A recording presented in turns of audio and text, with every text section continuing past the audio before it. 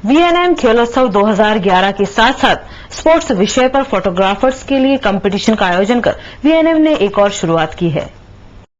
VNM खेलोत्सव 2011 में जहां बच्चों को प्रोत्साहित करने क्रिकेट के अलावा विस्तृत खेलों का आयोजन किया गया, वहीं एक शुरुआत की गई स्पोर्ट्स फोटो कॉन्टेस्ट की।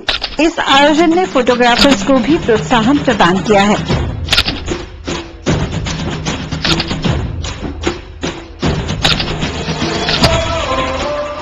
सबसे पहले तो मैं वीएनएम टीवी को बधाई दूंगा कि इस तरह का जो इवेंट किया है वो बहुत ही सराहनीय है। और जो फोटोग्राफी की बात है, इसके अंदर स्पोर्ट फोटोग्राफी, तो यहाँ के फोटोग्राफर्स जो भी हैं वो अलग अलग कंपटीशन में भाग लेते हैं। वो आर्ट रिलेटेड होती है, कोई सब्जेक्ट दिया होता है, पर ये स्पोर्ट फोटोग्राफी जो है वो एक नया ही कंसेप्ट लेके आया है, तो ये एक बहुत अच्छी बात है। ये વીએનએમ ખેલકૂદ જે મહાયજ્ઞ કરે છે અને એની જોડે ફોટોગ્રાફરોને જે એન્કરેજ કર્યા છે અને ફોટોગ્રાફરોને પ્રોત્સાહન બહુ મોટું આપ્યું છે। એક તો બરોડાના કલાકારો ફોટોગ્રાફી માટે બહુ જાણીતા છે, મતલબ વર્લ્ડ લેવલ પર નામો છે કેટલા ફોટોગ્રાફરોના, અને આ જે સ્પોટ ડે ઉજવવાથી કેટલાક સારા ફોટોગ્રાફી કલેક્ટ થશે અને લોકોને પ્રોત્સાહન કલાકારોને મળશે।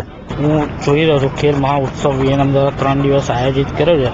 એમાં ખેલને મહત્વ અપાય, ફોટોગ્રાફીને એપ્રિશિએટ થાય, ફોટોગ્રાફીનું ખેલની અંદર શું મહત્વ યોગદાન છે અને ખેલમાં કયા કયા પ્રકારના અંદર મોમેન્ટ આવી શકે અને ખેલને મહત્વ અપાય અને ફોટોગ્રાફી સ્પર્ધાની અંદર વધારે ખેલને લગતા ફોટોગ્રાફીનો સબ્જેક્ટ ઉપર મહત્વ એટલે આપ્યું છે કે અત્યાર સુધી કોઈ ફોટોગ્રાફી સ્પર્ધા ખેલ ઉપર કરવામાં આવી નહીં। પર્ટિક્યુલર વીએનએમ ચેનલ દ્વારા આ સ્પર્ધા રાખવામાં આવી છે, જેથી એને સ્પોર્ટ્સની અલગ અલગ શું મહત્વ છે એ ફોટોગ્રાફી સ્પર્ધામાં જ્યારે એક્ઝિબિશન બધું થશે ત્યારે આના પરથી ખ્યાલ આવશે।